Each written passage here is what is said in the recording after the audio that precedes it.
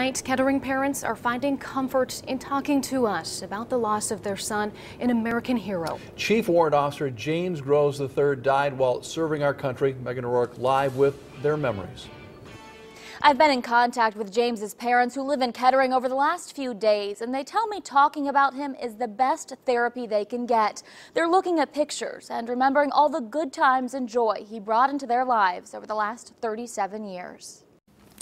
A very strong, very caring young man. He was our rock. Leslie Groves fights back tears as she talks about her son, Chief Warrant Officer James Groves, who was killed during a helicopter crash in Kandahar, Afghanistan over the weekend. James was a Kiowa helicopter pilot and was just a little more than a year away from retirement. He enlisted in the Army in 1994 as a senior at Fairmont High School.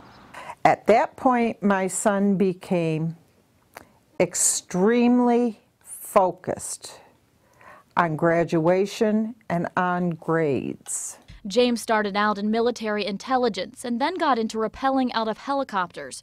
His parents say he would drop monitors behind enemy lines and in a wartime situation only had a life expectancy of 8 minutes. I asked him outright, and what makes you think this is a good job and what makes you think you want to do this job? Mom, it's my job. You'd be surprised what those monitors can tell you, Mom. Dedicated to his job and never scared of danger. He was a good boy. His father says that's just the way James was. He was inquisitive. He used to do things that sometimes made you wonder, and you go, gosh. The Groveses tell me they often worried about James, and on Saturday received the news they'd always feared. But they're finding comfort knowing he died doing what he loved, flying his helicopter and serving his country. And that's how the Groveses are finding peace. It's my job. It's about what he would say. That's my job. It's what I'm supposed to do.